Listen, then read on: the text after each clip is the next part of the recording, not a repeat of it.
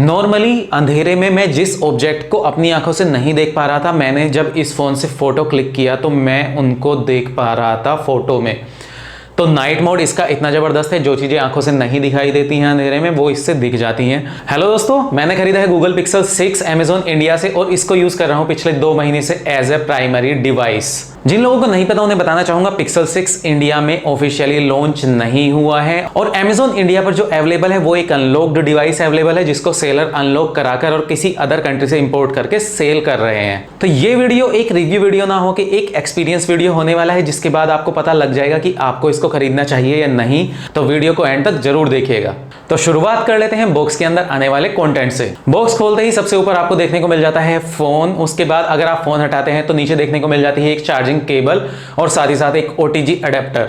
ऊपर की साइड देखेंगे तो कुछ चिट्ठी पत्र देखने को मिल जाते हैं और उसके अलावा एक सिम इजेक्टर पिन।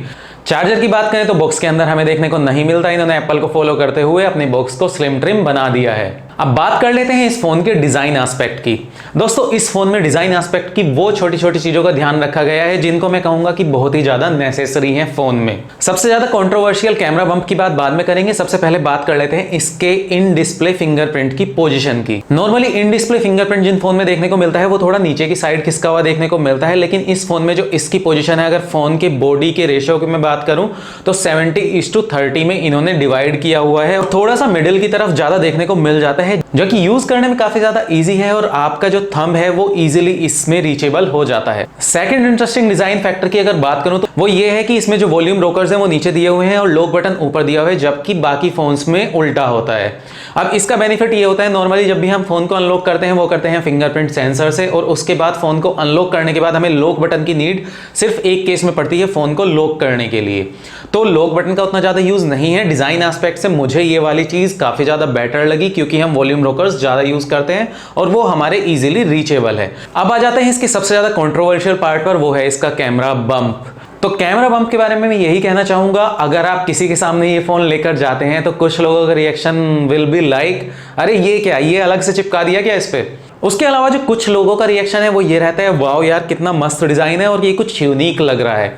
तो ये again person to person vary करता है। मुझे पर्सनली कैमरा बम्प निकले हुए पसंद नहीं आते, तो मुझे थोड़ा सा डिसअपॉइंटिंग लगा। वहीं कैमरा बम्प के बारे में एक और चीज कहना चाहूंगा, जैसे ये ऊपर की साइड थोड़ा सा है तो लोगों को लग सकता है कि हो सकता है फोन वेट बैलेंस ना करे, लेकिन अगर आप फोन को फिंगर पर रखकर बैलेंस करना चाहते हैं तो वो परफेक्टली मिडिल से बैलेंस होता है।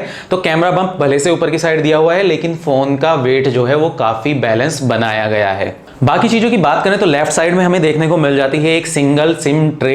इसको जब ओपन करते हैं तो गैस्केट प्रोटेक्शन के साथ आती है। इसके अलावा सेकेंडरी सिम आप इसमें ई सिम यूज कर सकते हैं। डिस्प्ले के टॉप में हमें देखने को मिल जाता है punch hole camera. Top side की बात करें तो हमें एक माइक देखने को मिल जाता है और साथ ही साथ ईयरपीस स्पीकर में इसका स्टीरियो स्पीकर का दूसरा पार्ट देखने को मिल जाता है। बॉटम की बात करें तो लेफ्ट साइड में हमें माइक देखने को मिल जाता है। सेंटर में देखने को मिलता है USB Type-C कनेक्टर और राइट साइड में आपको स्टीरियो स्पीकर का दूसरा पार्ट देखने को मिल जाता है। राइट साइड में वॉल्यूम रोकर्स और साथ ही साथ एक लॉक बटन। डिस्प्ले की बात करें तो 6.4 इंचेस की डिस्प्ले देखने को मिल जाती है, जो कि आती है गोरिल्ला ग्लास विक्टस के साथ में। डिस्प्ले का रिजोल्यूशन है 1080 मल्टीप्लाई बाई 2400 पिक्सल्स और गूगल पिक्सल 6 में जो डिस्प्ले है वो 90 हर्ट्ज रिफ्रेश रेट के साथ में आपको देखने को मिल जाती है। डिस्प्ले के बारे में जो पर्सनली मुझे एक बात बुरी लगी वो ये है कि अभी जो डिस्प्ले देखने को मिल रही है वो बीजल लेस आती है, लेकिन इस फोन में काफी बड़े बड़े बीजल्स साइड में देखने को मिल जाते हैं, जो कि एक थोड़ा सा डिसअपॉइंटिंग लगता है। और अगर आप भीड़ में इस फोन को निकालते हैं, जिसको नहीं पता पिक्सल है,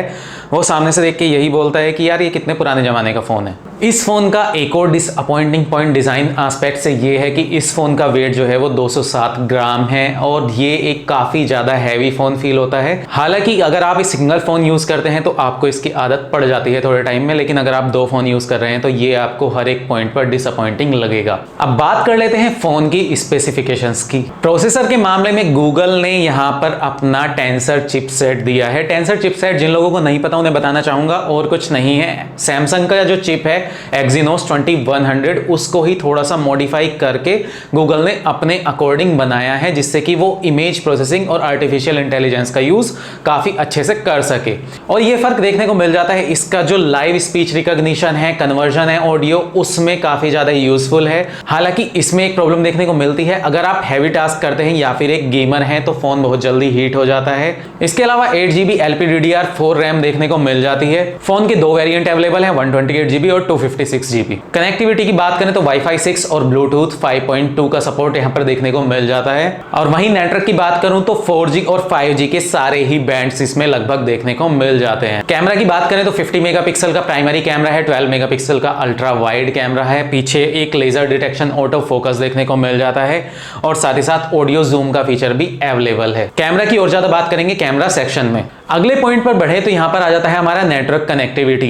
नेटवर्क कनेक्टिविटी के बारे में बात करना बहुत ज्यादा जरूरी है और लोगों के काफी ज्यादा क्वेश्चन है इसके बारे में, होना लाजमी भी है क्योंकि फोन इंडिया में लॉन्च नहीं हुआ। तो इंडिया में इसके नेटवर्क कैसे काम करते हैं वो बहुत सारे लोगों का क्वेश्चन हो सकता है। तो दोस्तों जहां तक इसमें बात है इंडियन सिम के काम करने की, तो इंडियन सिम इसमें काम करते हैं क्योंकि Amazon इंडिया पर जो सेल किया जा रहा है वो रीसेलर ऑलरेडी इसको अनलॉक कराकर तब सेल कर रहे हैं और ये इंडियन सिम्स के लिए अनलॉक्ड है, तो इंडियन सिम आपके परफेक्टली वर्क करेंगे।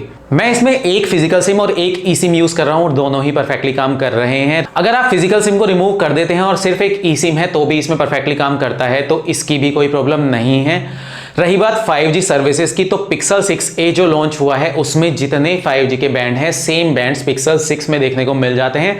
बहुत ज्यादा चांसेस हैं कि इसमें 5G देखने को मिले। अभी इंडिया में लॉन्च नहीं हुआ है, जैसे ही लॉन्च होगा उसके बारे में मैं वीडियो बना दूंगा कि ये 5G सपोर्ट करता है या नहीं। नेटवर्क के मामले में एक और चीज दोस्तों मैं आपको बताना चाहूंगा, इसमें 4G कैरियर एग्रीगेशन का सपोर्ट नहीं है, जिसकी वजह से कुछ प्लेसेस पे इश्यूज देखने को मिल जाते हैं। कुछ दिन पहले की बात करूं तो मैं एक लो नेटवर्क एरिया में था जहां पर मैं इस फोन के थ्रू कॉल भी नहीं कर पा रहा था और इंटरनेट भी इसमें नहीं चल रहा था, जबकि वहीं पर iPhone 11 में इंटरनेट भी प्रॉपर चल रहा था सेम एयरटेल सिम के साथ में और वहां पर कॉल भी मिल जा रही थी। Mi 11X को यूज करके भी मैं कॉल कर पा रहा था, जबकि एयरटेल का सेम सिम मैंने यूज किया था, लेकिन इस फोन के साथ मैं कॉल नहीं कर पा रहा था। इस फोन से मुझे प्रॉब्लम हो रही थी। तो अगर आप एक ऐसे एरिया में ज़्यादा रहते हैं जहां पर नेटवर्क का थोड़ा सा इशू है तो आप इस फ़ोन को अवॉइड करें और इसे ना खरीदें।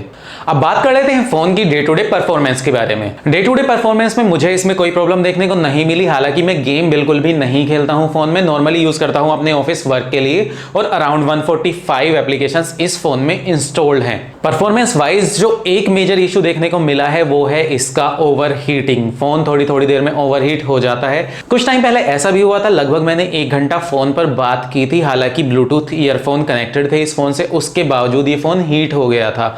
ये इस केस में था जब नेटवर्क थोड़े से वीक। अगर आप कैमरा काफी ज्यादा देर तक यूज कर लेते हैं तो भी ये फोन थोड़ा सा ओवरहीट हो जाता है। हालांकि एंड्रॉइड 13 की अपडेट के बाद एक सिक्योरिटी पैच अपडेट आई है सितंबर वाली, उस अपडेट के बाद इसकी ओवरहीटिंग के इशू थोड़े से कम हो गए हैं, लेकिन पूरी तरह से रिजॉल्व नहीं हुए हैं।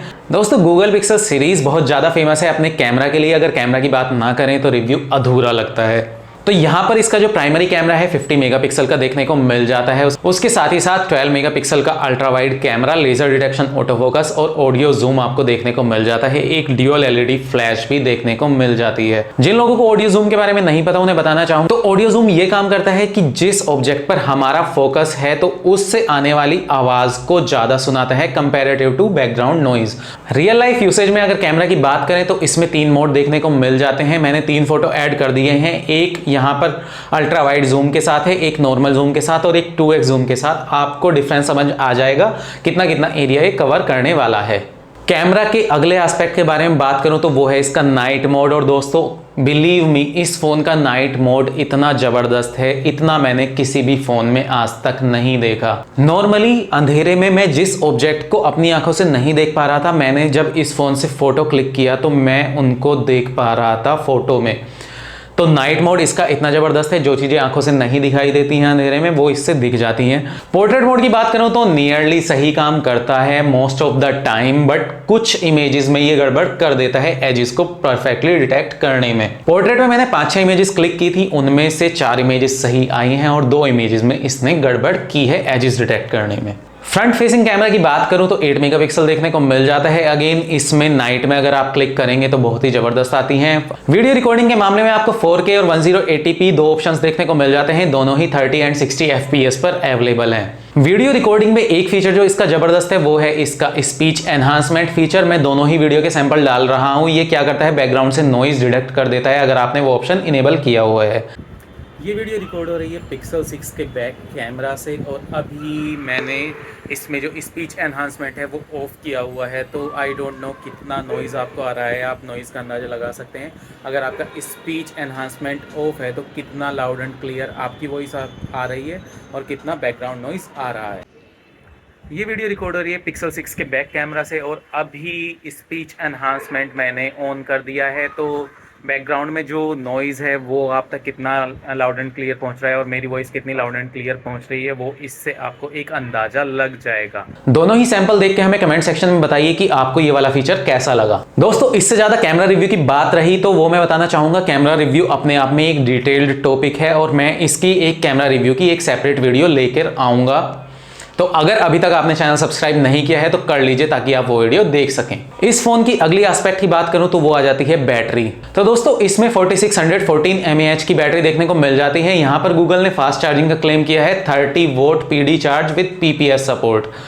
ये वाला चार्जर जो इन्होंने बनाया था स्पेसिफिकली वो अभी भी आउट ऑफ स्टॉक है और कहीं देखने को नहीं मिलता विद PPS। तो मैंने 30 वोट का दूसरा चार्जर खरीदा है जो कि PD सपोर्ट करता है स्पाईगेन का। उसका लिंक आपको डिस्क्रिप्शन सेक्शन में देखने को मिल जाएगा। जब भी मैंने इस फोन को चार्ज किया है तो मुझे कभी भी 30 वोट सपोर्ट देखने को नहीं मिला। मैक्सिमम जो मिला है वो 20 वोट देखने को मिला है।